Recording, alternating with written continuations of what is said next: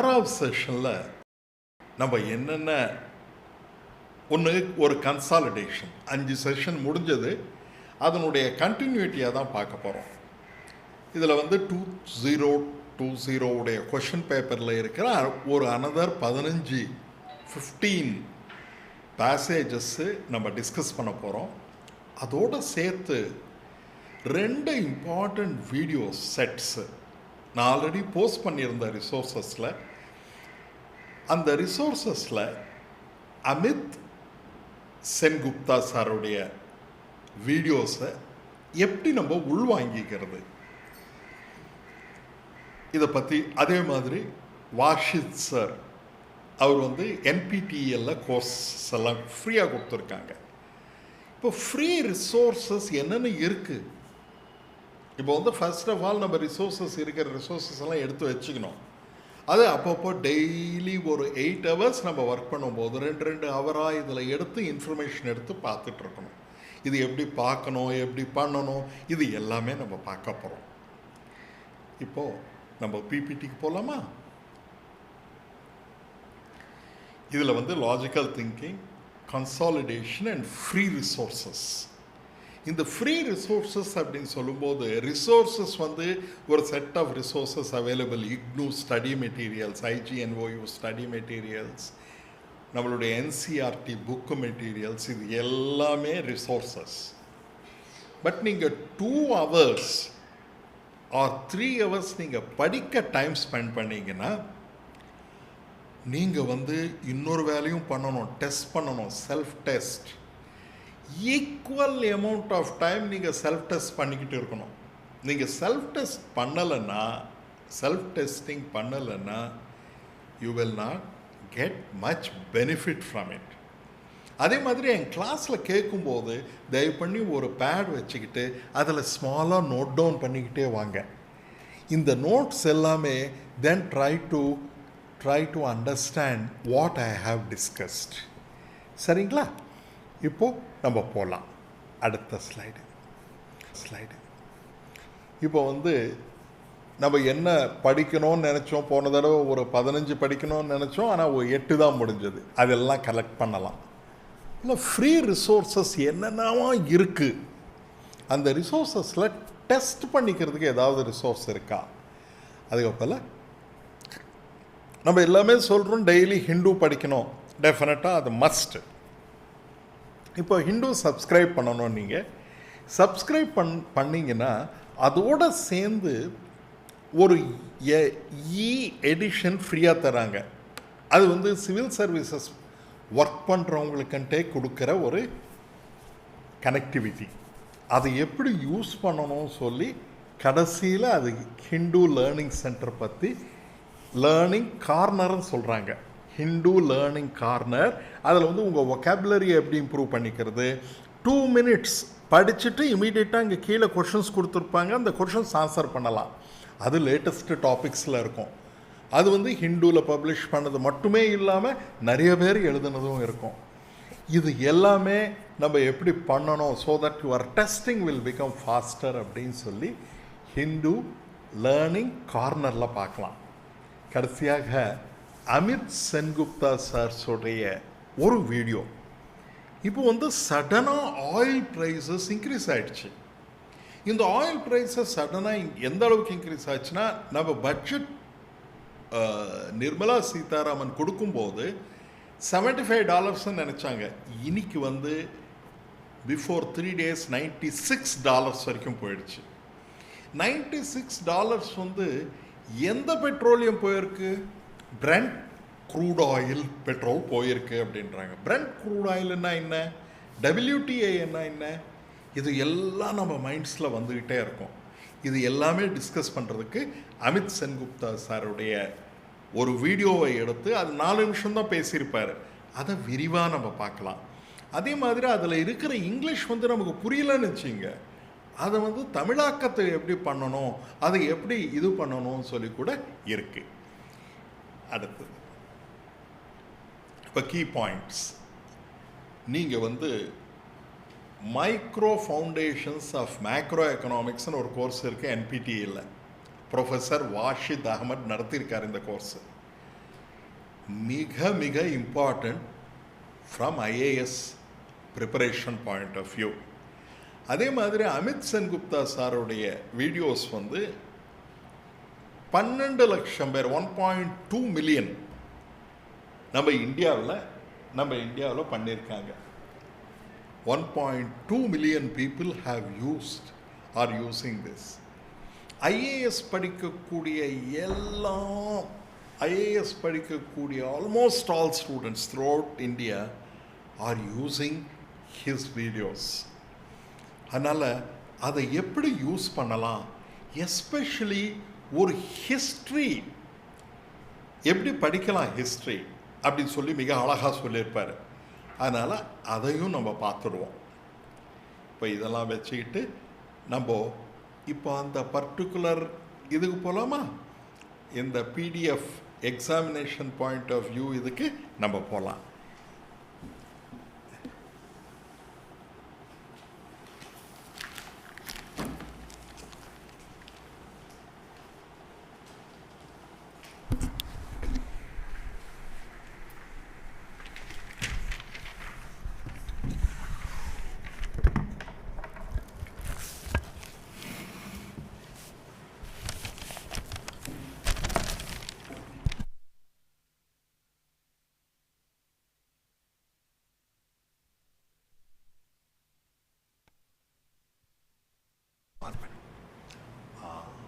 Very good.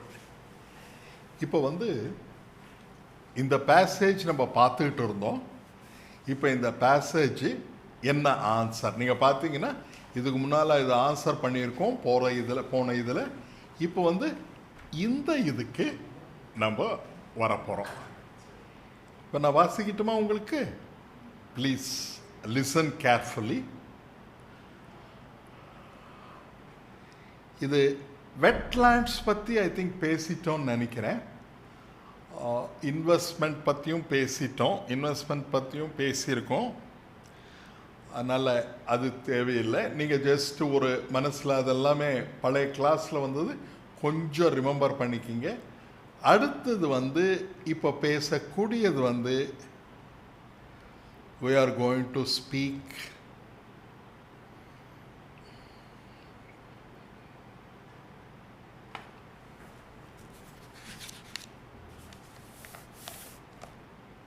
இருபத்தி ரெண்டாவது question. நம்ம 26க்கு போயிட்டோம். 22வது கொஷினுக்கு போகலாம். 22வது கொஷின் என்ன? 22வது கொஷின் இது தானே? Let me see the 22nd. Which one of the following best strong measures need reduce the இது பண்ணிட்டோம். அதுக்கு அடுத்தது what we have to do is கொஞ்சம்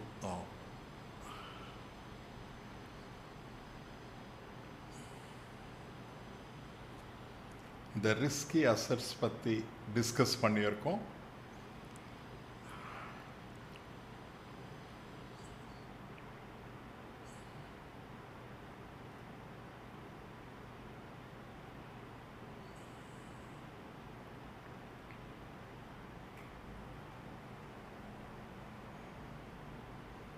இந்த பயோடெக்னாலஜி ப்ராப்ளம் கூட பார்த்துருக்கோம்.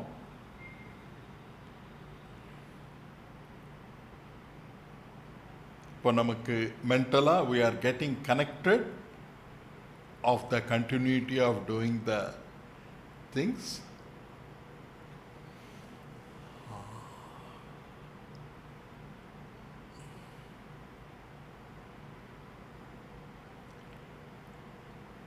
இந்த சீசனல் இதை பற்றி கூட பார்த்துட்டோம்.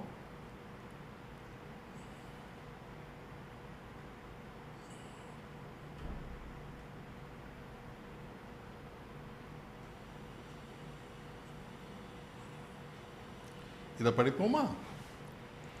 People will invest in education. இங்கே பாருங்கள், ரொம்ப அழகாக ப்ளூவில் நான் ஹைலைட் பண்ணியிருக்கேன்.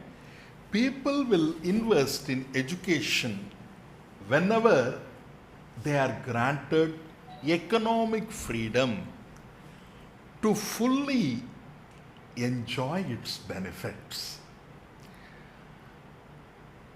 Again, this is for the obvious reason that a return on education increases as the level of economic freedom rises. When people, thanks to low tax rates, are allowed to retain most of the high income, then they gain from each incremental level of education.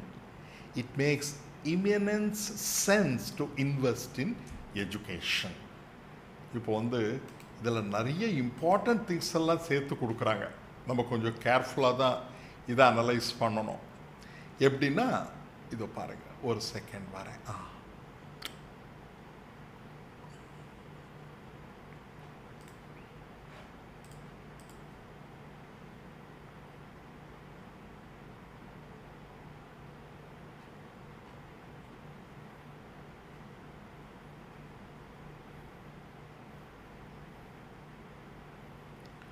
இப்போது நீங்கள் படிக்கும்போது ஒரே தடவை உள்ளே வாங்கிக்கணும்.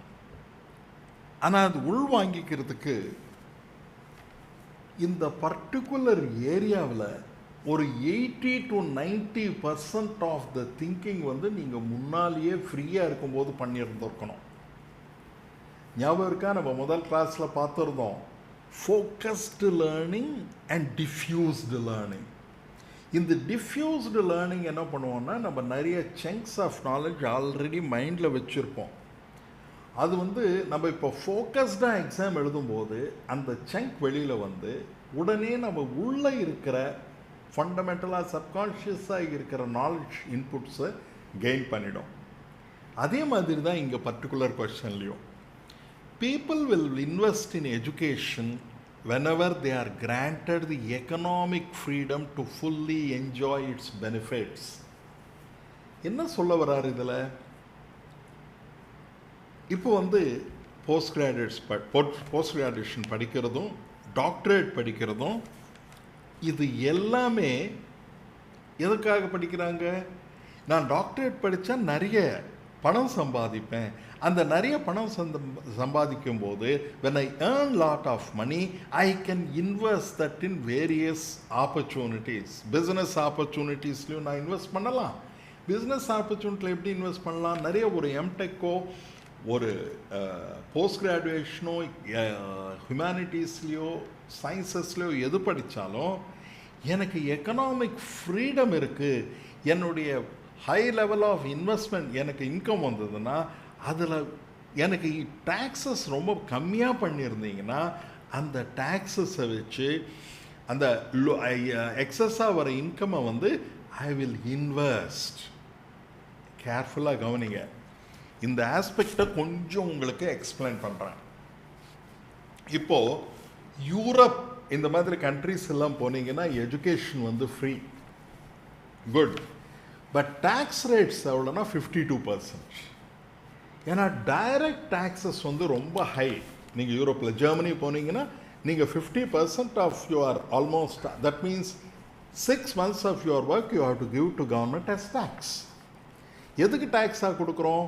Because they are providing basic education tuition free.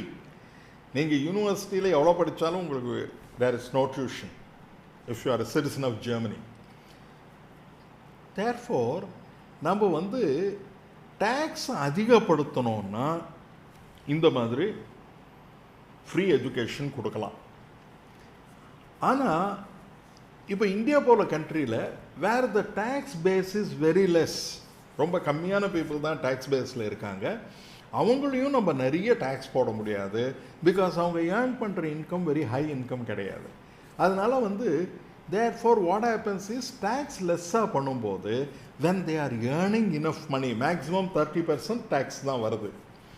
இந்த எக்ஸஸாக income வரும்போது when they study well, return on investment. ஒருவேளை நீங்கள் போஸ்ட் கிராஜுவேஷன் படிச்சிங்கன்னா அதுக்கு 1 லட்சம் ரூபாய் செலவாச்சுன்னா அதுக்கு ரிட்டர்ன் ஆன் இன்வெஸ்ட்மெண்ட் மாதத்துக்கு நான் பிஜி பண்ணி நான் ஜாபுக்கு போனேன்னா இப்போ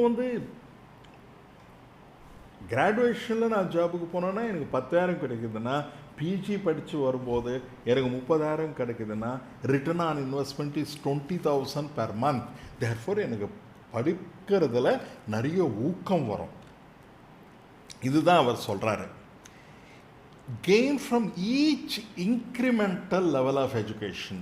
ஒரு லெவல் ஆஃப் எஜுகேஷன்லேருந்து அடுத்த லெவலுக்கு போகும்போது எனக்கு வந்து பெட்டராக இருக்கும்னு சொல்கிறாங்க. On the other hand, when government decides to tax the high income of educated individuals at even higher rates, it makes very little sense to invest in educating oneself further. இது ரொம்ப இம்பார்ட்டண்ட் பாயிண்ட்டுங்க. நான் PG படித்து மாதத்துக்கு எனக்கு வந்து 1,00,000 ரூபாய் சம்பளம் வாங்கினேன்னா எனக்கு வந்து டேக்ஸ் 90% போட்டிருந்தீங்கன்னா, ஏன்னா 66, 67 1,00,000 ரூபாய் சம்பாதிச்சிங்கன்னா 90% டேக்ஸுக்கு போயிட்டு இருந்தது. டேக்ஸ் நிறைய போட்டு இருந்ததுன்னா நான் எதுக்கு பிஜி படிக்கணும், அண்டர் கிராஜுவேஷன்லேயே நான் எல்லாமே முடிச்சுக்கிறேனே என்ற மாதிரி ஒரு தாட் ப்ராசஸ் வரும். அதனால் பேரண்ட்ஸ் கூட who decide on whether to invest in their child education or not, parents வந்து என்ன நினைப்பாங்க, பிஜி படிக்க வைக்கிறது கஷ்டம், அண்டர் கிராஜுவேஷனே போகிறோம், அதோடு நிறுத்திக்கலாம் அப்படின்னு நினைப்பாங்க. இப்போது இதை பேஸ் பண்ணி என்ன கொஷின் கேட்குறாங்கன்னா, with reference to the above passage the following assumptions have been made. என்னென்ன அசம்ஷன்ஸ் சொல்லியிருக்காங்க? Lower tax rates in a country invariably translate into greater investment in higher education. Higher education investment பற்றி ஏதாவது பேசியிருக்காங்களா? இங்கே பேசலை. இங்கே higher education investment பற்றி பேசவே இல்லை. இது ஒரு இண்டிவிஜுவல். நீங்கள் பார்த்தீங்கன்னா இதை ஒரு சாராம்சமாக பார்க்கும்போது ஒரு individual and a family, parents, இவங்க வந்து எஜுகேஷன் ஹையராக படிக்கிறதுக்கு எதுக்காக இன்வெஸ்ட் பண்ணணும்? டேக்ஸ் ரேட் கம்மியாக இருந்ததுன்னா, ஹையர் படிக்கும்போது ஹையர் சேலரி இருந்ததுன்னா, therefore economic freedom and human capital பற்றி ஒரு ரிலேஷன்ஷிப் பற்றி விளக்குறாங்க. அது தவிர வேறு ஏதாவது சொல்கிறாங்களா? யோசிச்சு பாருங்கள். இப்போ investment in education of the children ensures their economic freedom. இப்போ வந்து பேரண்ட்ஸ் நிறைய எஜுகேஷனில் இன்வெஸ்ட் பண்ணாங்கன்னா அதனால் எக்கனாமிக் ஃப்ரீடம் வரும். அது வரும். ஆனால் இங்கே சொல்கிறாங்களா? இல்லை. Economic freedom has a positive impact on building up human capital. Therefore முதல்ல நீங்கள் கொடுக்க வேண்டியது economic freedom. Economic freedom has a positive impact on building up human capital. இதில் பார்த்தீங்கன்னா இந்த இதில் வந்து என்னென்ன கரெக்டாக இருக்குது? 1 தான் கரெக்டாக இருக்குது, 2 தான் கரெக்டாக இருக்குது, 3 தான் கரெக்டாக இருக்குது அப்படின்னு சொல்லியிருக்காங்க. 1, 2, 3 எல்லாமே கரெக்டாக இருக்குன்னு. இன்ஃபேக்ட் 1, 2 பற்றி எதை பற்றியுமே அது பேசலை. இதில் ஒன்று பேசியிருக்காங்க, எக்கனாமிக் ஃப்ரீடம். அது வந்து அண்டர்லைன் பண்ணிக்கோங்க. இது ஒரு ப்ரப்போசிஷன். இந்த ப்ரப்போசிஷனை எப்படி ரிலேட் பண்ணியிருக்காங்க? Economic freedom as a positive impact. Therefore economic freedom என்கிற ஒரு பாசிட்டிவ், அதனுடைய பாசிட்டிவ் இம்பேக்டு எதை குறிக்குது? ஹியூமன் கேபிட்டல் இன்க்ரீஸ் பண்ணுறது குறிக்குது அப்படின்னு சொல்கிறாங்க. தேர்ஃபோர் இந்த ஃபஸ்ட்டு ரெண்டுமே they are not showing that. அடுத்தது போலாமா? Our urban bodies cannot possibly ensure sustainable delivery of water in our cities unless financing mechanisms are put in place. இது என்னென்னா, இப்போ இந்த அர்பன் பாடிஸ்னால் பஞ்சாயத்து போர்டு, கார்ப்பரேஷன், இவங்க எல்லாமே வாட்டர் சப்ளை பண்ணுறாங்க நமக்கு. இதில் வந்து ஃபைனான்சிங் மெக்கானிசம் எப்படி வருதுன்னா, இப்போ வந்து நீங்கள் பார்த்துருப்பீங்க, நம்மளுடைய நம்ம கண்ட்ரியில் வந்து இந்த கொலா சண்டைகள் நிறைய பேர் இருக்கும். எதுக்கு இந்த கொலா சண்டைகள் வருது? ஏன்னா இப்போ இந்த வாட்டர் டேக்ஸ் கட்டக்கூடிய ஒரு பர்டிகுலர் பிளேஸில் வாட்டர் டேக்ஸ் கட்டக்கூடியவங்க எத்தனை பேர் இருப்பாங்க? ரொம்ப கம்மியாக இருப்பாங்க. ஆனால் வாட்டர் எல்லாருக்குமே ப்ரொவைட் பண்ணி ஆகணும். இதை வந்து எப்படி நம்ம பார்க்கணும் அப்படின்னு சொல்கிறாங்க. இதில் வந்து இந்த ஃபைனான்சிங் மெக்கானிசம் நம்ம தரோவாக திங்க் பண்ணலைன்னா சஸ்டெயினபிள் டெலிவரி ஆஃப் வாட்டர் கொடுக்கறதுக்கு முடியாது, cannot possibly ensure. அதுதான் இதை புரிஞ்சுக்கணும்.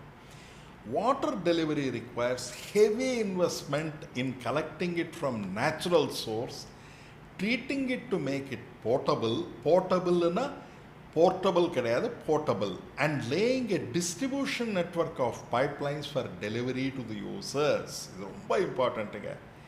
நேச்சுரலாக நமக்கு வாட்டர் வரக்கூடியது 3% தான், ரெயின்ஸ்லேருந்து இதுலேருந்து வருது. நம்பர் 2 கிரவுண்ட் வாட்டர்லேருந்து வாட்டர் வருது.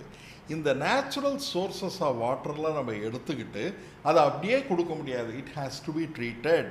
நீங்கள் பார்த்தீங்கன்னா when you are taking the water from the corporation pipeline, it is a treated water. It is treated with chlorine and other chemicals so that it is not causing any diseases. இது not only that அந்த வாட்டரை store பண்ணணும், அந்த வாட்டரை pipeline மூலமாக இது பண்ணணும். இதுக்கு எக்கச்சக்கமான ரிசோர்ஸஸ் தேவைப்படும். நீங்கள் கார்ப்பரேஷன் ஆஃப் மெட்ராஸில் சில pipelines and all were created in 1940s and 50s. அந்த பைப்லைனை நீங்கள் கட் பண்ணி பார்த்தீங்கன்னா அதுக்குள்ளே நிறைய கால்சியம் டெபாசிட்ஸ் வேறு இருக்கும். இது ரிமூவ் பண்ண முடியுமானா it has to be only replaced. அது வேறு விஷயம். இப்போ நம்ம பார்க்கலாம். Investment in sewage infrastructure and sewage treatment plants so that the sewer cannot carry the wastewater to these plants to ensure that no untreated sewage is discharged. இது ரொம்ப இம்பார்ட்டண்ட்டுங்க sewage. ஏன்னா இப்போ sewage நீங்கள் நிறைய நேரம் கேள்விப்பட்டிருப்பீங்க. sewage வாட்டர் நம்மளுடைய குடி தண்ணீரில் கலந்துடுறது, அதனால் ரொம்ப பிளாக்காக வருது வாட்ரு அப்படின்னு நிறைய இது பண்ணுறாங்க இல்லையா. இதனால் என்ன பண்ணணும், சூவேஜ் வாட்டரையும் நம்ம ட்ரீட் பண்ணணும், அதையும் ட்ரீட் பண்ணி அது திருப்பி உள்ளே கொண்டு வரணும். இந்த சூவேஜ் வாட்டரை நம்ம சரியாக பண்ணலைன்னா you are going to have lot of problems.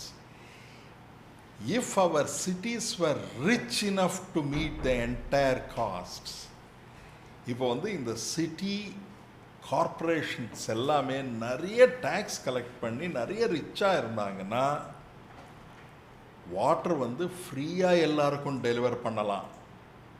ஆனால் கடைசியில் ஒன்று சொல்கிறாங்க, தே ஆர் நாட். அப்படின்னா என்ன அர்த்தம்? இந்த மேலே சொல்லக்கூடிய அர்பன் பாடிஸ்னால் இந்த கார்ப்பரேஷன் இந்த ஏரியாஸில் எல்லாமே தே ஆர் நாட் ரிச்.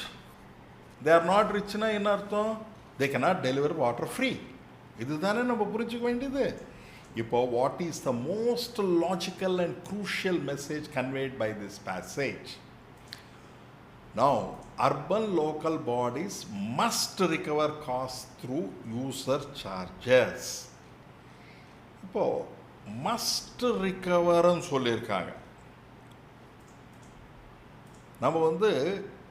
நம்ம ஏதாவது ஒரு சர்வீஸ் யாருக்காவது கொடுத்தோன்னா அதனுடைய காசாவது நம்ம ரிகவர் பண்ணணும். அதனால் இந்த முதல் sentence therefore what is the most அப்படின்னா கொடுத்த 4 சென்டென்ஸ்லேயும் எது மோஸ்ட் இம்பார்ட்டண்ட் சென்டென்ஸ்? இப்போ முதல்லது ரொம்ப மோஸ்ட் இம்பார்ட்டண்ட் சென்டென்ஸு. நம்மளுடைய அப்படின்னா ஒரு statement, urban local bodies and user charges. இதை ரெண்டுத்தையும் எப்படி கனெக்ட் பண்ணுறாங்க? Recovering castes through user charges. இப்போ எவ்வளோ அழகாக கனெக்ட் ஆச்சு. இதுதானா இதனுடைய சாராம்சம்? ஆமாம். அதனால் பரவாயில்ல, ஒரு கொஷின் ரொம்ப சாராம்சமாக இருக்குது. ஆனால் அடுத்தது கூட நம்ம எக்ஸாம் பண்ணலாம். Urban local bodies are not efficient enough to meet the water requirements of our cities. இதில் இது கூட சொல்லியிருக்காங்க அதனால முடியல அப்படின்னு சொல்லி. ஆனால் அதுதான் மோஸ்ட் இம்பார்ட்டண்ட்டாக கிடையாது. Water storage in our cities is a perennial problem and cannot be solve. Water storage solve பண்ண முடியாது அப்படின்னு சொல்கிறாங்க. அது சொல்லியிருக்காங்களா மேலே? சொல்லலை. பட் வாட்டர் ஷார்ட்டேஜ் பற்றி சொல்லியிருக்காங்க. In view of water crisis in our cities, there is an urgent need to limit the population of cities by adopting an upper limit of population size. Population size pathiyo other important information other than that adha pathi edha sollirukangala sollala. அப்போ A தான் correct. A is the right answer. இப்போ புரியுதுங்களா? நம்ம லாஜிக்கலாக what is the statement that are given, how it is related, அந்த P1 P2, Pனா என்ன? Proposition. Proposition 1 என்ன? Urban local bodies. Urban local bodies ஒன்று, யூசர் சார்ஜஸ் ஒன்று. இது ரெண்டுத்தையும் எப்படி ரிலேட் பண்ணுறாங்க? It should be recovered from the people. இதுதான் யூசர்ஸ் யார் யார் இருக்காங்களோ அவங்களுக்கு வாட்டர் மீட்டர் போட்டு கொடுக்க சொல்லியிருக்காங்க. ஞாபகம் இருந்ததுன்னா நீங்கள் எல்லாருமே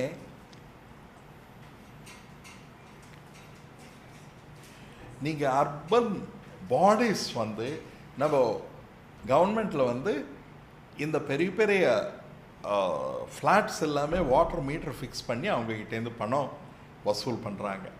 அதுக்கு காரணம் இதுதான். இப்போது நீங்கள் இது படிக்கும்போது முன்னாலேயே இதை பற்றி எல்லாமே நீங்கள் யோசித்து வச்சுருக்கணும்.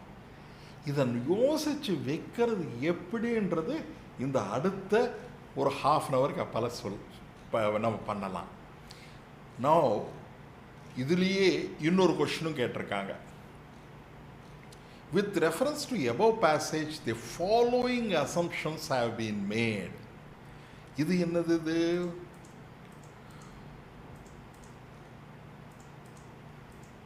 rich cities only can ensure sustainable delivery of water.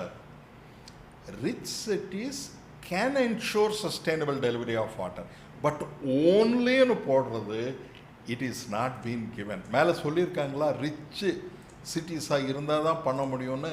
அவங்க என்ன சொல்லியிருக்காங்கன்னா, if they are rich enough they can deliver, but they are நாட்டும் சொல்லியிருக்காங்க. அவங்கக்கிட்ட ரிச் சிட்டிஸ் இல்லை அப்படின்றாங்க. அதனால் முதல் சென்டென்ஸு கரெக்டான அசம்ஷன் கிடையாது. ரெண்டாவது ப்ரொபோசிஷன். நம்ம இங்கிலீஷ் லாங்குவேஜ் யூஸும் பண்ணும்போது சென்டென்ஸ், நம்ம லாஜிக்கலாக திங்க் பண்ணும்போது இட் பிகம்ஸ் ப்ரப்போசிஷன். ப்ரப்போசிஷன் என்ன? It has some strong meaning. Sustainable delivery of water in the cities means much more than supplying water to household. இதில் பார்த்தீங்கன்னா இந்த ரெண்டாவது சென்டென்ஸில் சஸ்டெயினபிள் டெலிவரி ஆஃப் வாட்டர் என்னது? இப்போ சப்போஸ் நம்ம மேலே சொல்லியிருக்கிற என்ன சொல்லியிருக்காங்க, அந்த வாட்டர் சோர்ஸ்லேருந்து வாட்டர் கொண்டு வரணும், பாலாறுலேருந்து வாட்டர் கொண்டு வரணும், அந்த வாட்டரை ட்ரீட் பண்ணணும், அந்த வாட்டர் ட்ரீட் பண்ண வாட்டர் விவிதமான வீடுகளுக்கு நம்ம சப்ளை பண்ணணும். எல்லா வீடுகளுக்கும் பைப்லைன் சப்ளை இருக்கான்னு இல்லை. இப்போ அதுக்காக நம்ம என்ன பண்ணணும்? There is lot of other things you have to do. அதனால் சஸ்டெயினபிள் டெலிவரி ஆஃப் வாட்டர் இது ஒரு particular statement. Sustainable delivery of water in cities, இது ஒரு டேஷ் போட்டுக்கோங்க. மீன்ஸ்ன்றது ஒரு வேர்பு. இது ரெண்டுத்தையும் எப்படி கம்பைன் பண்ணுறாங்க பாருங்கள். Much more than supplying water to, வீட்டுக்கு தண்ணி கொடுக்கறதுன்ற ஒரே ஒரு ப்ராப்ளமே கிடையாது. முதல்ல பணத்தை வசூல் பண்ணணும், இந்த இன்ஃப்ராஸ்ட்ரக்சருக்கு இன்வெஸ்ட் பண்ணணும், இது நிறைய இருக்குது. அதனால் சஸ்டெயினபிள் டெலிவரி ஆஃப் வாட்டர். ஒரு நாள் சடனாக ட்ராட் வந்துடுச்சு, எல்லாருக்குமே லாரியில் வாட்டர் கொடுக்கலான்றது it is not thus the சொல்யூஷன்றாங்க. இந்த ரெண்டுத்தில் எந்த சொல்யூஷன் ரொம்ப பெர்ஃபெக்டாக வருது?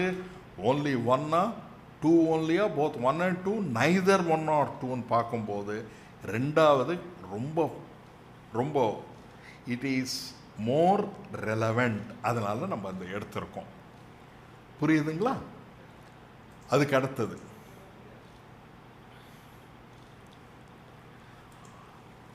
in India, agriculture still engages about half of its workforce, and about 85% of its farms are small and marginal farms. இது ரொம்ப இம்பார்ட்டண்ட்டான சென்டென்ஸுங்க. நீங்கள் இது முன்னாலே திங்க் பண்ணி வச்சுருந்துருக்கணும். இதில் என்னென்னா, தி ஆவரேஜ்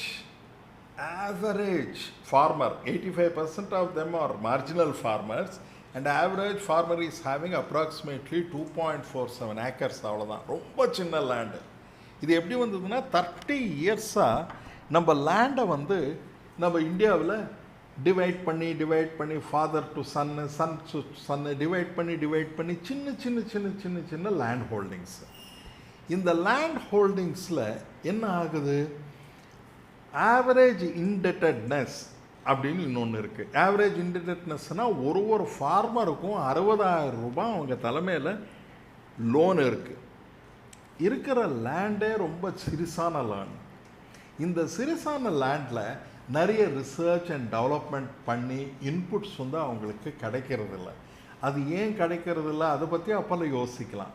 பட் இப்போ மட்டும் இந்த சிறு ஃபார்மர்ஸாக இருக்கிறதுனால என்ன ஆகுதுன்னா ஸ்ட்ரக்சரல் டிரான்ஸ்ஃபர்மேஷன். இப்போ வந்து ஒரு ஃபார்மர் ப்ரொடியூஸ் பண்ணி பார்த்தீங்கன்னா நாட் மோர் தென் ஒரு 500 bags ஆஃப் ரைஸு அவ்வளோதான் ப்ரொடியூஸ் பண்ணுறாரு பெர் ஹெட்டு. இந்த ஒரு 2 acres ஆஃப் லேண்டில் எவ்வளோ பேடியை அவங்களால ப்ரொடியூஸ் பண்ண முடியும், அந்த பேடியை எப்படி ரைஸ் ஆக்க முடியும், அதை வந்து விற்று அதில் இருக்கிற சர்ப்ளஸ் என்ன பண்ண முடியும். அதனால் நம்மளுடைய ஃபார்மர்ஸ் எல்லாம் சப்சிஸ்டன்ஸ் ஃபார்மர்ஸ் நிறைய பேர். சப்சிஸ்டன்ஸ்னால் என்ன, he will eat the farm, கிடைக்கிற கொஞ்சம் தியானத்தை வெளியில் மார்க்கெட்டில் விற்று he will be earning very less. The average income is not more than 3,000 per farmer. Therefore farmer income நீங்கள் பார்த்தீங்கன்னா ஓவராலாக இட் இஸ் நாட் கிராசிங் 72,000. இது வந்து நல்லா இருக்கும்போது. ஒருவேளை ட்ராட் வந்துடுச்சுன்னா அதுவே வராது. வானம் பார்த்த பூமி மாதிரி இருக்காங்க. ஆனால் சைனா அண்ட் வியட்நாமில் வேறு விதமாக ஸ்ட்ரக்சரல் அண்ட் ரூரல் டிரான்ஸ்ஃபர்மேஷன் நடந்திருக்கு அப்படின்னு சொல்கிறாங்க. இந்த ஸ்ட்ரக்சரல் டிரான்ஸ்ஃபர்மேஷன்ற வேர்டு ரொம்ப இம்பார்ட்டண்ட்டுங்க. இந்த ஸ்ட்ரக்சரல் டிரான்ஸ்ஃபர்மேஷன் நம்ம என்ன ஆகுன்னா எக்கனாமிக் டெவலப்மெண்ட் ஆக from agricultural we will go into number 2. இது வந்து எக்ஸ்ட்ராக்டிவ் இண்டஸ்ட்ரீஸ்ன்னு சொல்லுவாங்க. நீங்கள் என்சிஆர்டி புக்கில் படிக்கும்போது கிளாஸிஃபிகேஷனில் எக்ஸ்ட்ராக்டிவ் அக்ரிகல்ச்சர், நம்பர் 2 எக்ஸ்ட்ராக்டிவ். நம்மளுடைய we have lot of mines, but mines இருந்து பிரயோஜனம் இல்லை. அந்த மைன்ஸில் இருக்கிறது எல்லாமே எடுத்து நம்ம ரா மெட்டீரியலில் ஃபாரின் கொடுக்குறோம். பட் அதனுடைய வேல்யூ அடிஷன் ஒரு டன்னில் நமக்கு $1 ப்ராஃபிட் பண்ணால் தான் முடியும். ஆனால் இந்த எக்ஸ்ட்ராக்டிவ் இண்டஸ்ட்ரீஸை விட அது வந்து நம்ம அந்த மூலப்பொருட்களை வைத்து நம்ம வந்து மெஷினரி இதையெல்லாம் தயார் பண்ணோம்னா வேல்யூ அடிஷன் நிறைய அதிகமாக இருக்கும். அதனால் என்னாச்சுன்னா இந்த ஒரு டிரான்ஸ்ஃபர்மேஷன் கொஞ்சம் ஸ்லோவாக இருக்குது. இப்போ பாருங்கள், இது வந்து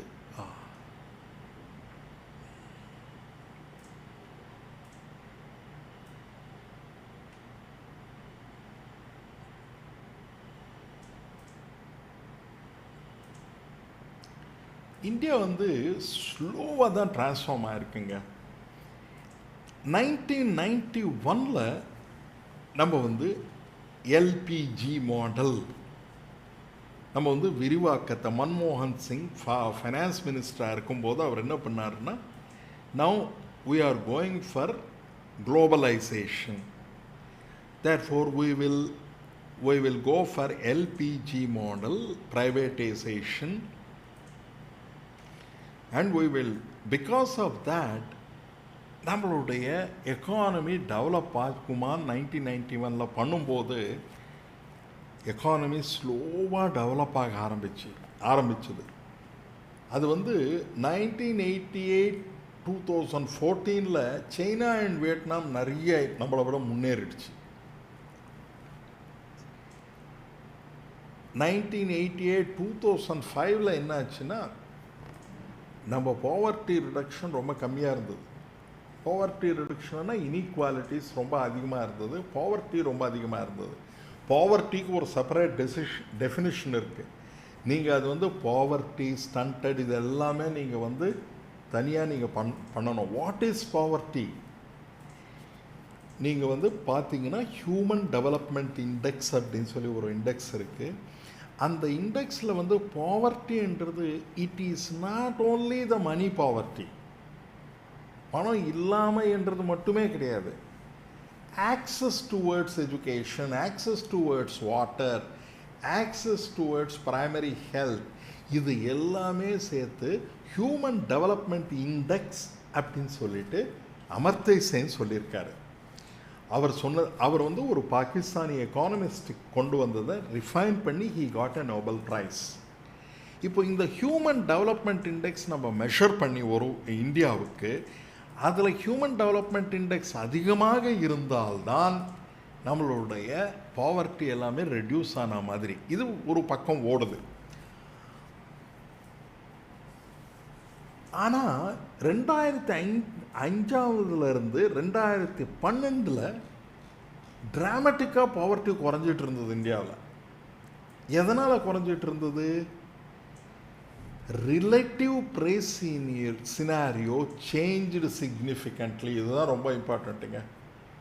ஃபாரின் கண்ட்ரீஸில் எஸ்பெஷலி ப்ரைமரி கூட்ஸுக்கு இதுக்கு எல்லாத்துக்குமே ப்ரைஸஸ் ரொம்ப அதிகமாக இருக்குது. எப்படி ஏறி போச்சுன்னா 50% அதிகமாக ஏறி போச்சு குளோபல் ப்ரைஸஸ். இந்த குளோபல் ப்ரைஸஸ் எதனால் ரைஸ் ஆச்சுன்னா அது அப்போ நம்ம ஸ்டடி பண்ணலாம். ஆனால் வந்து ப்ரைஸ் ரைஸ் அதிகமாக இருந்தது.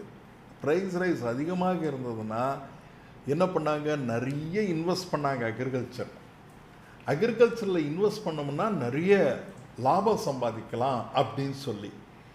எந்த ஒரு இண்டஸ்ட்ரியோ அக்ரிகல்ச்சர் ஆக்டிவிட்டிலையோ எந்த ஒரு ஆக்டிவிட்டிலையோ பணம் போடுறதுன்றது எதுக்காக போடுறாங்க? ஃபார்மர்ஸு லாபம் சம்பாதிக்கிறதுக்காக தான். இப்போ லாபம் சம்பாதிக்கிறது நிறைய ப்ரைஸஸ் எல்லாம் ஏறும்போது நிறைய அதில் பணம் போட்டு சம்பாதிச்சுட்டு இருந்தாங்க. அதனால் என்னாச்சு? நிறைய பேர் இன்வெஸ்ட் பண்ணிகிட்டு இருந்தாங்க. அதனால் அக்ரிகல்ச்சரல் ஜிடிபி க்ரோத் வந்து 4.1% ஆயிடுச்சு. 2.4% இருந்தது இதுக்கு முன்னால் 2007 2000 பழைய டைமில். 2005-2012 4.1% ஆச்சு. தேர்ஃபோர் இது வந்து எந்த அளவுக்கு அக்ரிகல்ச்சரல் ட்ரேட் சர்ப்ளஸ் நம்மக்கிட்ட இருந்ததுன்னா $25 பில்லியன் நம்ம கையிருப்பாக இருந்தது. நம்ம அக்ரிகல்ச்சரல் ப்ரொடியூஸ் பண்ணி வெளி உலகத்துக்கு விற்று நம்மக்கிட்ட வர பணம் நம்மவும் எக்ஸ்போர்ட் பண்ணுறோம், இம்போர்ட்டும் பண்ணுறோம். அது பார்த்தீங்கன்னா அக்ரிகல்ச்சர் ஜிடிபி இது வந்து நம்மக்கிட்ட வந்து $25 பில்லியன் கையில் இருப்பாக வந்துடுச்சு. Real farm wages rose by 7% per annum. All this led to unprecedented fall in poverty.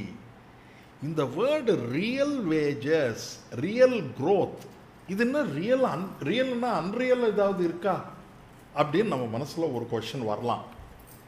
அது கிடையாதுங்க. இப்போ வந்து போன வருஷம் வந்து ஒரு கிலோ ரைஸ் வந்து 50 ரூபாவாக இருந்ததுன்னு வச்சுக்கோங்க. போன வருஷம் வந்து ஒரு கிலோ ரைஸ் 50 ரூபா. இந்த வருஷமும் ஒரு கிலோ ரைஸ் 50 ரூபாய் இருக்குமா? இருக்காது. இந்த ப்ரைஸ் இன்க்ரீஸ் ஆகிடுச்சுன்னா வச்சுங்க, if the price increases what happens is 100 ரூபாய் ஆயிடுச்சுன்னு வச்சுங்க, என்ன ஆகும்? நான் 100 ரூபாய் எடுத்துகிட்டு போனோம்னா அரை கிலோ ரைஸ் தான் கிடைக்கும். தேர்ஃபோர் என்னுடைய சேலரி 100 ரூபாவாக இருந்தால் லாஸ்ட் இயரு, இந்த வருஷம் ப்ரைஸ் ரைஸ் அதிகமானதுனால எனக்கு ஒருவேளை எல்லாம் என்னுடைய ரிக்குவயர்மெண்ட்ஸ் எல்லாமே வெறும் ரைஸோட முடியும்னு நினச்சிக்கங்க. இந்த ரைஸுன்றது வந்து என்னுடைய ரைஸு, எஜுகேஷன், டிரான்ஸ்போர்ட்டேஷன் இது எல்லாத்தையும் ஒரு பேக் ஆஃப் ரைஸ்ன்னு வச்சுங்க. அது வந்து போன வருஷம் 100 ரூபாய் இருந்தது, இந்த வருஷம் 200 ரூபாவாக மாறிடுச்சு. 200 ரூபாவாக மாறிடுச்சு. ஆனால் என் சேலரி 100 ரூபாவாக தான் இருக்குது. 100 ரூபாவாக இருந்தால் என்ன அர்த்தம்?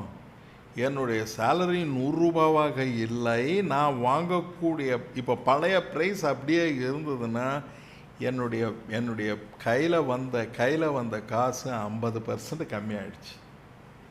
ஒருவேளை இப்போ கூட அதே ப்ரைஸ் இருந்ததுன்னா அப்போ 100 rupees இப்போ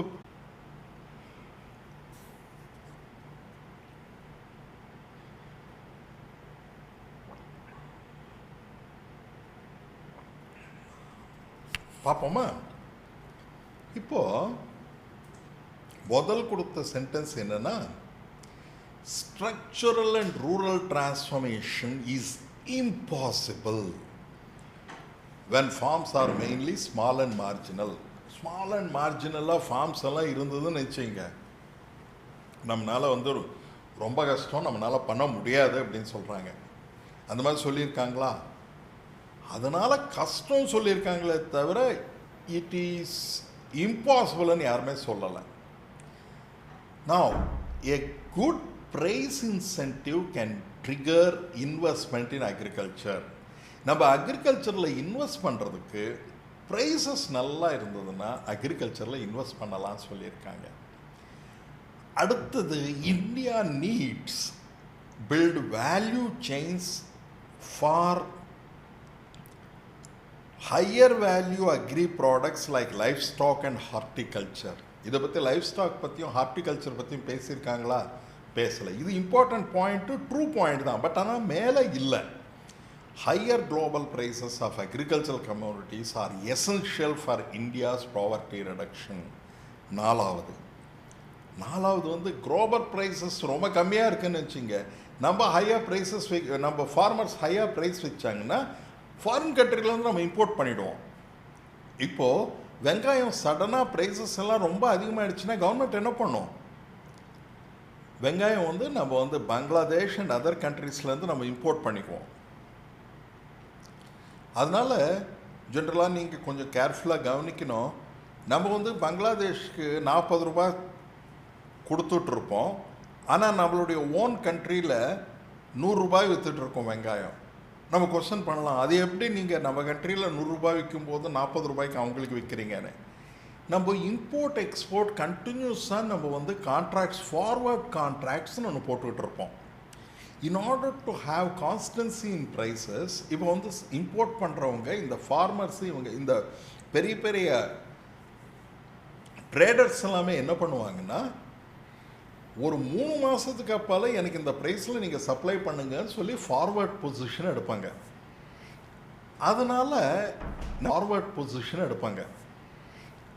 அதனால் நம்ம வந்து கண்டினியூஸாக 2-3 பேரோட சேர்ந்து நம்ம பண்ணிட்டு இருப்போம். அதனால் வாட் ஹேப்பன்ஸ் இஸ், நம்ம 40 ரூபாய்க்கு அவங்களுக்கு விற்று நம்ம உள்ளூரில் 100 ரூபாய் இருந்தோன்னா அதுவும் கரெக்டு தான். ஏன்னா வந்து நம்ம உள்ளூரில் 40 ரூபாய் விற்கும்போது அவங்களுக்கு 100 ருபீஸ் இருக்கும்போது அவங்க சப்ளை பண்ணி தான் ஆகணும். நான் அப்போ பண்ண மாட்டேன்னு சொன்னோன்னா அடுத்த தடவை நம்மக்கிட்ட வரமாட்டாங்க. இதுதான் ரொம்ப இம்பார்ட்டண்ட்டு. இது ஒரு சைடாக ஒரு ஐடியா வச்சுக்கலாம். இதில் எதெல்லாம் கரெக்டு அப்படின்னு பார்த்தோம்னா, ஸ்ட்ரக்சரல் இம்பாசிபிள் முதல்து கிடையாது, 2வது கரெக்டாக இருக்குது, 3வது கரெக்டாக இருக்குது, 2வது கரெக்டாக இருக்குது, 3வது கரெக்டாக இருக்கா? இல்லை, 4வது கரெக்டாக இருக்குது. Therefore 2 and 4 R the correct answers. இங்கே பார்த்தீங்கன்னா 2 and 4 இருக்குது. புரியுதுங்களா? இப்போது அடுத்த நம்ம அமித் சாருடைய வீடியோஸ் பார்க்குறதுக்கு முன்னால் இந்த ஒரு which following statements best reflect the critical message of the passage. அதே பேசேஜில் கிரிட்டிக்கல் மெசேஜ் என்ன சொல்கிறாங்க அப்படின்னு சொல்லி கேட்குறாங்க நம்மளை. Critical message of the passage. Critical மெசேஜ்ன்றது ஒன்று தானா நிறைய இருக்குமா? ஒன்று தான் இருக்கும். அதனால் கேர்ஃபுல்லாக கவனிங்க. இந்த 4 ஆல்டர்னேட்டிவில் ஒரு ஆல்டர்னேட்டிவ் எடுக்க போகிறோம். India should create large scale off farm rural employment to reduce poverty in near future. Large farm rural எம்ப்ளாய்மெண்ட்டை க்ரியேட் பண்ணணும், பாவர்ட்டி ரெடியூஸ் பண்ணுறதுக்கு, அந்த மாதிரி சொல்லியிருக்காங்களா? இல்லை. India should create large number of farmer producer companies. இது ரொம்ப இம்பார்ட்டண்ட்டான இதுங்க. நம்ம வந்து லேட்டர் டிஸ்கஸ் பண்ணலாம். ஃபார்மர் ப்ரொடியூசர் ஆர்கனைசேஷன்ஸ், எஃபிஓஸ்ன்னு சொல்லி ஒரு 3 வருஷத்துக்கு முன்னால் நிறைய இன்சென்டிவ் பண்ணியிருந்தாங்க. ஆனால் இந்த வருஷம் பட்ஜெட்டில் அது 750 இருக்கிறது 250 ஆக்கிட்டாங்க. இந்த ஃபார்மர் ப்ரொடியூசர்ஸ் ஆர்கனைசேஷன் பற்றி என்னன்னு சொல்லி நம்ம அப்பால டிஸ்கஸ் பண்ணலாம். ஆனால் வந்து ஃபார்மர் ப்ரொடியூசர் ஆர்கனைசேஷன்னா இந்த ஸ்மால் ஃபார்மர்ஸ் எல்லாமே சேர்ந்து அவங்களுடைய ப்ரொடியூசர்ஸை ஒருத்தருக்கு விற்கிறது.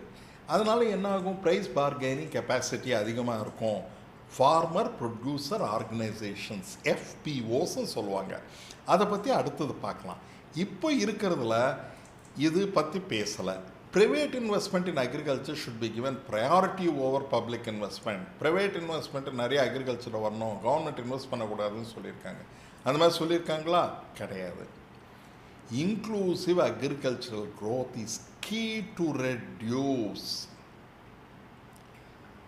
Poverty in near future. இது ரொம்ப இம்பார்ட்டண்ட்டுங்க. பாவர்ட்டியை ரெடியூஸ் பண்ணுறதுக்கு அக்ரிகல்ச்சரல் growth ரொம்ப இம்பார்ட்டண்ட்டு. இவ்வளோ கஷ்டத்தில் இருக்கும்போது மேனுஃபேக்சரிங் சென்டர் -24% இருக்கும்போது இயர் 2002 போன வருஷம் 2019 and 20 கோவிட் பீரியடில் அக்ரிகல்ச்சர் தான் நம்ம கண்ட்ரியில் 3.9% growth ஆச்சு. தட் ஷோஸ் அக்ரிகல்ச்சர்னால எந்த அளவுக்கு நம்ம நெக்லெக்ட் பண்ண முடியாது அக்ரிகல்ச்சரை. அதனால் இந்த டி தான் கரெக்டான answer. Inclusive agriculture growth is key. இது நமக்கு ஜெனரல் நாலேஜில் அது தெரியும். ஆனால் இந்த இதில் ஸ்பெசிஃபிக்காக என்ன இருக்குன்றது தான் மோஸ்ட் இம்பார்ட்டண்ட்டு. அடுத்தது critical message of the passage. அடுத்தது இன்னொரு கொஷன் நம்ம பார்த்துடலாம். பார்த்துட்ட பிறகு நம்ம ஒரு இம்பார்ட்டண்ட்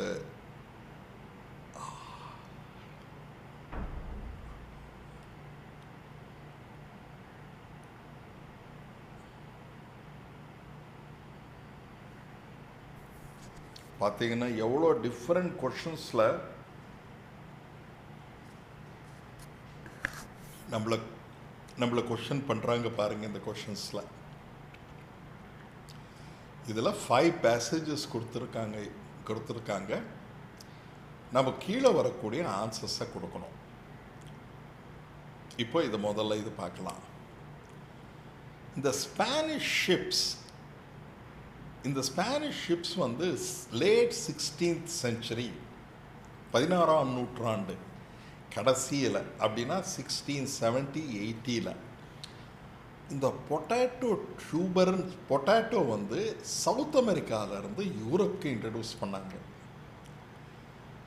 அது எந்த அளவுக்கு ஃபேமஸ் ஆயிடுச்சுன்னா 19th century it has become a reliable backup to cereal crops in cold rain-soaked soil of the Ireland. அயர்லாண்டில் இருக்கிற கோல்ட் அண்ட் ரெயின் சோக்டு சாயிலில் இந்த பொட்டாட்டோஸ் தான் ரொம்ப ஹெவியாக. சீரியல்ஸ்னால் நம்ம சாப்பிட்ற தானியங்களுக்கு அடுத்தது இது வந்திருக்கு. இப்போது year 2021 potatoes is the 3rd largest in the world. நம்ம ரைஸு தானிய வகைகளுக்கு அடுத்தது நம்ம சாப்பிடக்கூடியது பொட்டேட்டோ தான்.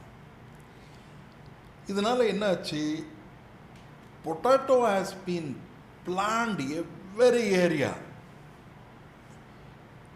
லம்பர் பொட்டேட்டோ என்ற ஒரு வெரைட்டியை நிறைய பிளான் பண்ணியிருந்தாங்க. ஆனால் இது என்ன ஆச்சுன்னா ஃபைட்டோஃபத்தரோ இன்ஃபெஸ்டான்ஸ் என்ற ஒரு ஃபங்கஸ் அது அடி வாங்கி அதனால் எல்லா இந்த லம்பர்ஸையும் டெஸ்ட்ராய் பண்ணிடுச்சு. அண்ட் அதனால் வரக்கூடிய ஃபெமைன் ஏராளமான மக்கள் இறந்துட்டாங்க அந்த 1845 அந்த சமயத்தில். இதில் என்ன இங்கே 4 ஸ்டேட்மெண்ட் கொடுத்துருக்காங்க. இதில் எது இந்த கிரிட்டிக்கல் மெசேஜாக கொடுக்குதுன்னு பார்க்கலாமா? For introducing any foreign plant into a country the soil and climate conditions of that country should be suitable.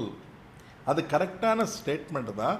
ஆனால் is it a critical message given by them?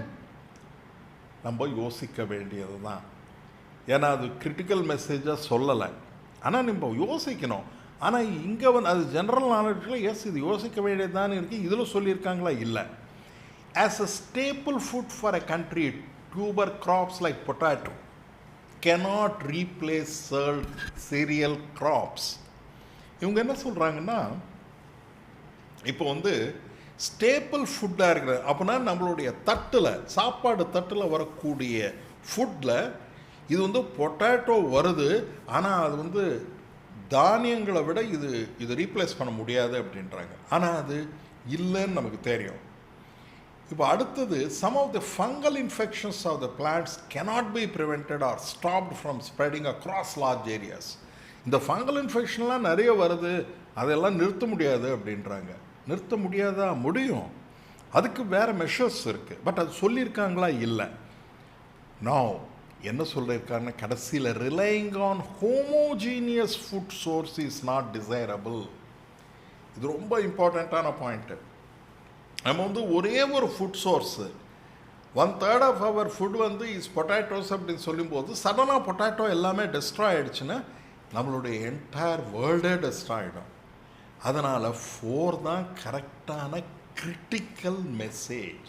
இவ்வளோ டாப்பிக்லேயும் நம்ம கிரிட்டிக்கல் மெசேஜ் என்ன கொடுக்குதுன்னா, ஒரே ஒரு பண்டத்தை வந்து நீங்கள் கையில் வச்சுக்கிட்டு இருக்காதீங்க, நீங்கள் கொஞ்சம் மாற்றி ஹோமோஜீனியஸாக இருக்கக்கூடாது, ஹோமோஜீனியஸ்க்கு ஆப்போசிட் வந்து ஹெட்டிரோஜீனியஸ். அதனால் relying on heterogeneous food source is not desirable. Homogeneous is not டிசைரபிள்னா வாட் இஸ் டிசைரபிள்? ஹெட்ரோஜீனியஸ், நிறைய வகைகளான ஃபுட்ஸ் இருக்கிறது நல்லதுன்னு சொல்கிறாங்க. இப்போ அடுத்த ஒரு question. India is at once among the fastest growing global economies and home to largest number of malnutrition children in the world.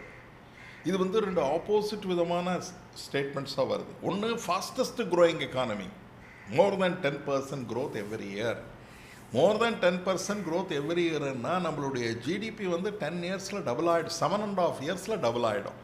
இந்த டபுளிங் வந்து எப்படி ஆகும்னு சொல்லி பார்க்குறது வந்து ஜென்ரலாக நம்ம இன்னொரு கிளாஸில் வச்சுக்கலாம். பட் உங்களுக்கு சொல்கிறது என்னென்னா, எவ்ரி இயர் 10% க்ரோத் ஆச்சுன்னா நம்ம எக்கானமி, கேர்ஃபுல்லாக அப்சர்வ் பண்ணுங்கள், 7.5 வருஷத்துலேயே டபுள் ஆகிடும். அதுக்கு வந்து நம்ம எக்ஸ்போனென்ஷியல் அப்படின்னு சொல்லி ஒன்று யூஸ் பண்ணி நம்ம வந்து கால்குலேட் பண்ணுவோம் இந்த டபுளிங் ஆஃப் ஜிடிபி பற்றி. ஆனால் அதுக்கு முன்னால் இதில் என்னென்னா, மால்நியூட்ரிஷன் சில்ட்ரன் இந்த வேர்ல்டு அதிகமாக வந்துடுறாங்க. There are regions where malnutrition is not the exception but norm. நார்ம்னா அங்கே பார்த்தவங்க எல்லாமே மால்நியூட்ரிஷனாக இருக்காங்க. Across the country, malnutrition is the cause of death for roughly half of the 1.3 million children who die before their 5th birthday each year. 1.3 million-னா 1,30,00,000 children வந்து முன்னாலேயே இறந்துடுறாங்க 5ஆவது வருஷம் வரும்போது. நீங்கள் கேர்ஃபுல்லாக அப்சர்வ் பண்ணிங்கன்னா 1800 நம்மளுடைய இந்தியன்ஸ் வந்து 1000 பேர் பிறந்தாங்கன்னா அப்ராக்சிமேட்லி 523 பீப்புள் இறந்துடுறாங்க 5 இயர்ஸ் வரதுக்கு முன்னாலேயே. அப்படின்னா 50% ஆஃப் பாப்புலேஷன் வில் டை. நம்மளுடைய ஆவரேஜ் லைஃப் ஸ்பேன் வந்து 26 இயர்ஸ் தான் இருந்தது. அதனால தான் நம்ம யாராவது சொன்னாங்கன்னா, எங்கள் முன்னோர்களுக்கு எல்லாமே டயபெட்டிஸ் இல்லைன்னா, டயபெட்டிஸ் இருக்காது, ஏன்னா அவங்களுடைய average age 1800 26. By the time நம்ம சுதந்திரம் அடையும் போது நமக்கு வந்து 45 தான் நம்ம ஆவரேஜ் லைஃப் டைம். அதனால் வந்து இந்த 45க்கு மேலே தான் இந்த டயபெட்டிஸ் இந்த மாதிரி டிசீசஸ் வரும். அதனால் அதுக்கு முன்னால் அந்த மாதிரி டிசீசஸ் வர்றதுக்கு வாய்ப்புகளே கிடையாது. அதனால் வந்து இந்த மாதிரி ஆர்குமெண்ட்ஸ் வந்து ரொம்ப கேர்ஃபுல்லாக நம்ம பார்க்கணும். Even those children who survive suffer permanently from the damage that has already been done to their bodies and minds for not getting right food and nutrients and micronutrients என்றது ரொம்ப இம்பார்ட்டண்ட்டு. இதை பற்றி ஒரு நல்ல இம்பார்ட்டன்ட் நாலேஜ் இன்புட் நீங்கள் எழுதி வச்சுக்கணும். ஏன்னா பாவர்ட்டி, இன்இக்வாலிட்டி இது ரொம்ப அதிகமாக இருக்கும். 45 million children under 5 are stunted. ஸ்டண்டட்னா குள்ளமாக இருப்பாங்க. பட் ஆனால் இது வந்து நம்ம ஜென்ரலாக இந்த டெஃபினிஷன் கொடுக்க முடியாது. World health WTO world health organisation வந்து WHO அவங்க கிளியராக டிஃபைன் பண்ணியிருக்காங்க. பாவர்ட்டின்னா என்ன, இன்கம் பாவர்ட்டின்னா என்ன, ஸ்டண்டட்னா என்ன, மால்நியூட்ரிஷன் என்ன. இந்த வேர்ல்டுலேயே highest number of malnutrition people are there in India. வேர்ல்டுலேயே highest number of people who are suffering from stunted is in India. Almost 1/3 of our children is suffering with stunted and malnutrition problems. That makes it is harder for them to learn in the school and subsequently earn as a living as adults. This lifetime earning potential is almost a quarter less than their healthy peers. Healthy பியர்ஸ்னால் இவங்க ரெண்டு பேரும் எடுத்து பார்த்தோம்னா இந்த standard malnutrition சில்ட்ரனும் இந்த healthy பீப்புளும் ரெண்டும் compare பண்ணி பார்த்தோம்னா அவங்க வயதாக அவங்க ஏர்னிங் கெப்பாசிட்டியில் 25% கம்மியாக ஏர்ன் பண்ணுறாங்க. இவருக்கு 100 ரூபா கொடுத்தாங்கன்னா ஹெல்த்தி பீப்புளுக்கு இவங்களுக்கு 75 ரூபா தான் கிடைக்குது. அவங்களுக்கு ஏதாவது வேலை கொடுத்தாலும் பார்த்தீங்களா இந்தியாவில் இருக்கிற பிரச்சனைகள். இது which of the following is are இங்கே ரொம்ப கேர்ஃபுல்லாக சொல்லியிருக்காரு. ஈஸ்னா ஒன்று தான், ஆறுனா மோர் தென் ஒன்று. இது ஈஸா ஆறானா நம்ம பார்த்து தான் ஒன்று தானா இல்லைன்னா ரெண்டா அப்படின்னு சொல்லி பார்க்கணும். ரேஷ்னல் அண்ட் ப்ராக்டிக்கல் இம்ப்ளிகேஷன்ஸ் இதுதான் ரொம்ப இம்பார்ட்டண்ட் வேர்டுங்க. ரேஷ்னல் அண்ட் லாஜிக்கல்னு சொல்லுவோம் இல்லையா, இதில் ப்ராக்டிக்கல் இம்ப்ளிகேஷன்ஸ் சொல்லும்போது இந்த மேலே இருக்கிறதெல்லாம் படித்த உடனே நீங்கள் என்ன விதமான ஒரு டிஸ்ட்ரிக்ட் கலெக்டராக இருந்தீங்கன்னா என்ன விதமான சஜஷன்ஸ் எல்லாம் கொடுப்பீங்க அப்படின்னு நினைக்கும்போது உங்களுக்கு இது வருது. இந்த இந்த 5 சென்டென்சஸும் வருது. அதனால் நீங்கள் படிக்கும்போது நீங்கள் ஒன்று திங்க் பண்ணணும், நானே ஒரு கலெக்டராக இருந்தேன்னா எப்படி டிசைன் பண்ணணும்.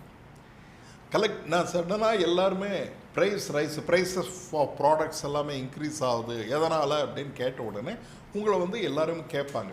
அப்போ நீங்கள் என்ன ஆன்சர் பண்ணுறதுன்றது கொஞ்சம் நேரத்தில் பார்க்கலாம். இப்போ மால்நியூட்ரிஷன் இப்படி இருக்குன்னு சொல்லும்போது இதை எப்படி நான் டேக்கிள் பண்ணுறது அப்படின்னு சொல்லி நீங்கள் யோசிக்கும்போது இந்த கீழே இருக்கிற 5 ஸ்டேட்மெண்ட்ஸ் வருது. Indian public distribution should be monitored by the ஒன்றிய அரசு, that is union government. Public distribution system union government monitor பண்ணணும் சொல்கிறாங்க.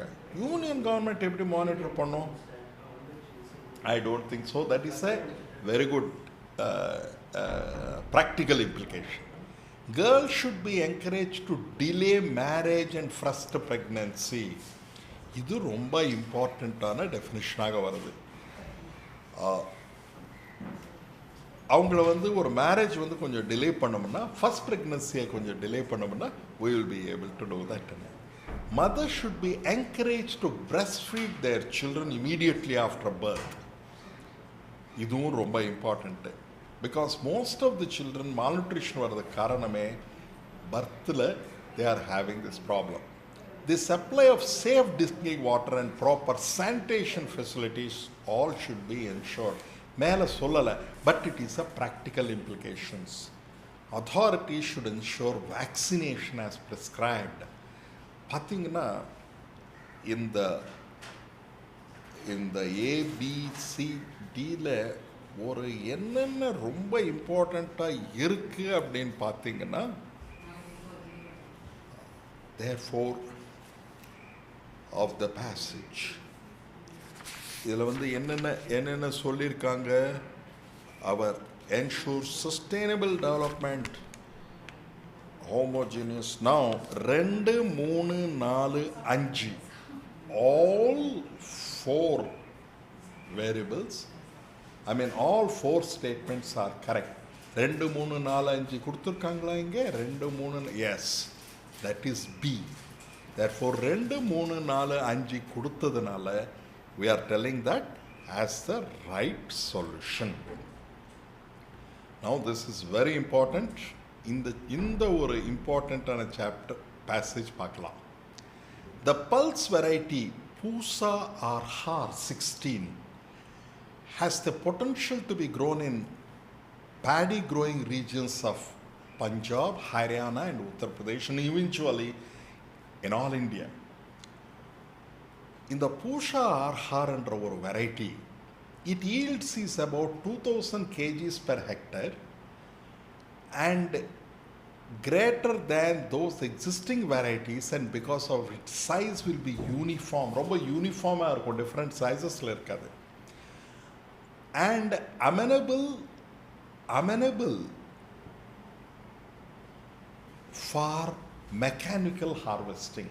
இப்போ நீங்கள் பஞ்சாப் இதில் இந்த யூபி இந்த பிளேசஸில் பார்த்தீங்கன்னா இந்த பர்டிகுலர் வெரைட்டி வந்து மெக்கானிக்கல் ஹார்வெஸ்டிங்கில் ரொம்ப அழகாக பண்ணி கொண்டு வந்துடுறாங்க. ஒரு பெரிய பிரச்சனை என்னென்னா ஸ்டபிள் பர்னிங்னு சொல்கிறாங்க. இதை ஹார்வெஸ்ட் பண்ண பிறகு அது இருக்கிற வைக்கோல் இருக்கு இல்லையா, அது வந்து என்ன பண்ணுறாங்கன்னா அது அங்கே வச்சோம்னா அது குயிக்காக எர்த்தோடு சேர்ந்துடாது. எர்த்தோட இது வந்து எர்த்தோட சேரலைன்னா என்ன ஆகும்னா எடுத்து வேறு இடத்துல போடணும். நமக்கு நல்லா தெரியும், நம்ம பார்த்துருக்கோம் இதுக்கு முன்னால், நம்மளுடைய ஒரு ஃபார்மருடைய இது வந்து 2 ஏக்கர் தான் இருக்குது ஆன் அன் ஆவரேஜ்னு சொல்லி, அவ்வளோ எடுத்துன்னு போய் பக்கத்து ஃபார்ம்லேயும் போட முடியாது.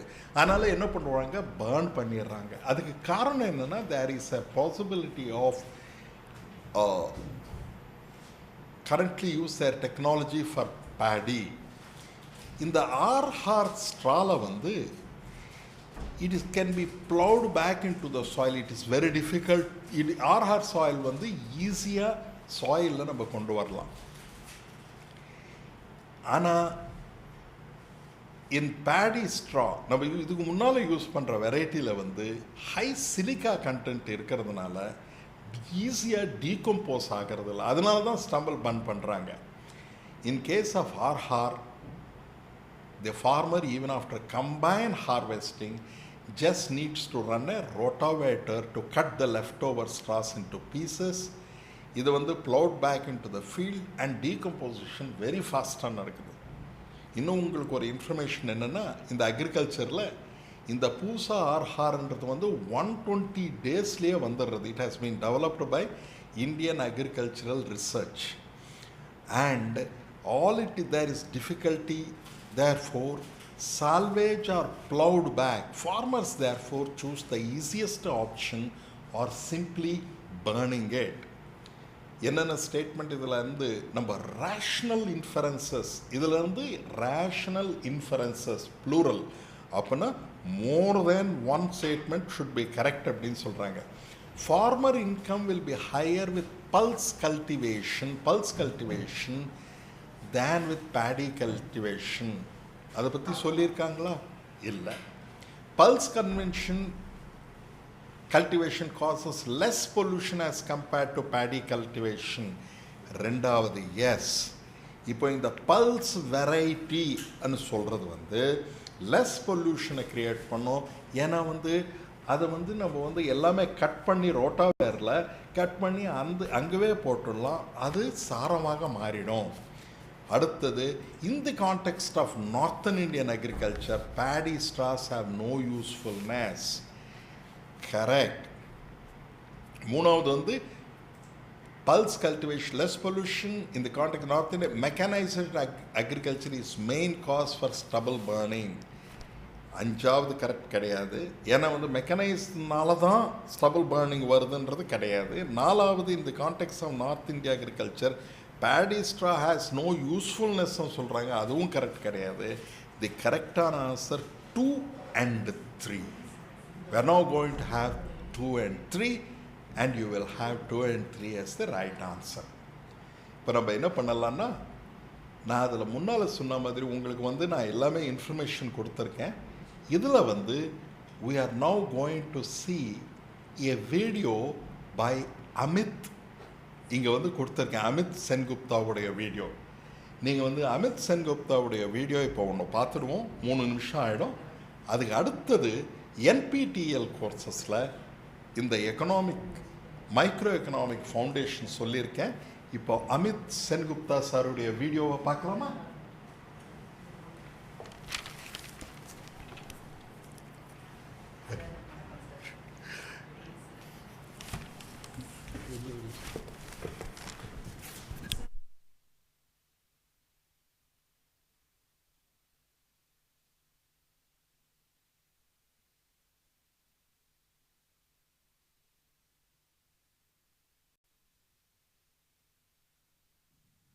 In this video, we're going to try and understand how geopolitics affects stock market.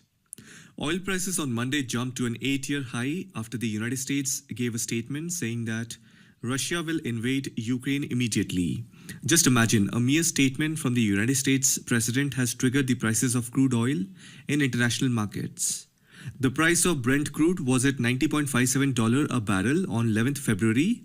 On February 14th, it went up to $96.48, and again it dropped to $92.43 on 15th February. Do you see the fluctuation? The price went up after 11th February because United States President Joe Biden had said Russia could potentially invade Ukraine anytime soon.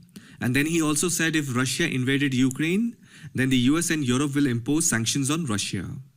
I believe he said this on February 12th or late February 11th evening. And immediately the price of Brent crude went up. The same thing happened with WTI crude. It went up after February 11th when Joe Biden gave that statement. By the way, there are different grades of crude oil depending on different locations in the world. For example, oil fields in the North Sea produce a grade called Brent crude. The United States uses West Texas Intermediate, which is WTI grade of crude oil. Similarly, OPEC countries' grade of crude oil is called the OPEC basket. So anyhow, after Joe Biden's statement, the price of Brent crude and WTI went up after February 11th. So this is what I was trying to say, that the stock market, capital market and commodity market are not at all immune to such geopolitical events. Just a hype by the United States president that Russia could potentially invade has caused an increase in oil prices. And then on February 15th, Russian President Vladimir Putin said he does not want war in Europe. And after his statement, you will notice that the price of WTI crude as well as Brent crude has come down. So you see the difference, right? How big leaders, whenever they make any statement, what impact it has on the economy. In this case, you can clearly see that whenever the United States president makes any comment or statement, the oil prices shot up. If oil prices shoot up, then it will raise input costs for most businesses and force consumers to spend more. Likewise, this Ukraine conflict has also caused gold prices to go up. Gold prices are trading near 3 months high, that is $1,859 per ounce. Again, if you see, geopolitical tension is the reason behind the increase of gold rates. Just now we saw that US inflation is at 7.5%. I've also made a video on it. That means the United States Federal Reserve will increase the interest rates anytime soon to curb inflation. If interest rates are high, then naturally bank loans will be expensive and the value of your currency will decrease. So what investors usually do is they buy the precious yellow metal which is called gold. So because of this Ukraine crisis, many investors have rushed to a safe haven asset instead of dollar currency. So this kind of shift in the investor's mood is quite natural and common. So this is what makes the predictability of the market almost impossible. That is why there is a famous disclaimer which says, investments are subject to market risks. Read all scheme-related documents carefully. Anyhow, the main point of this video was to tell you how geopolitical conflict influences the stock market. I hope you found this video informative. Thank you for watching it.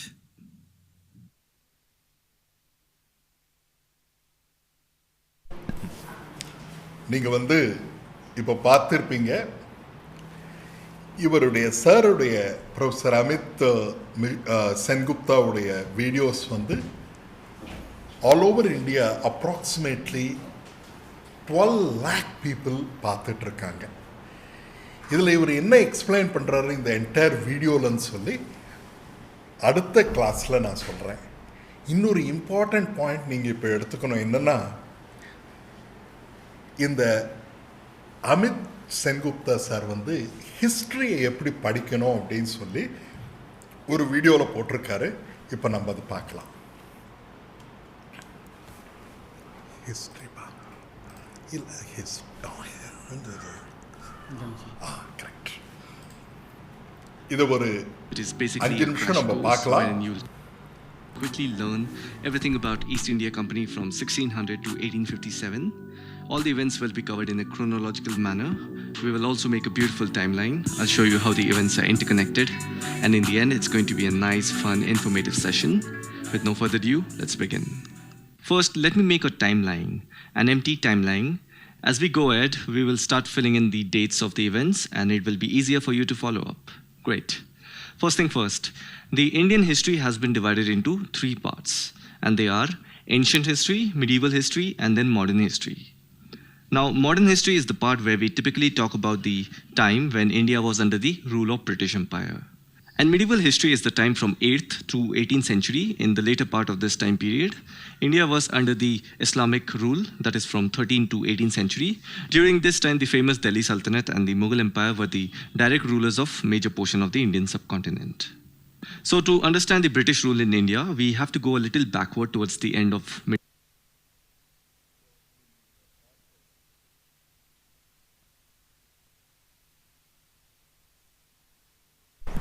இப்போ நீங்கள் இந்த பார்த்த வீடியோவில்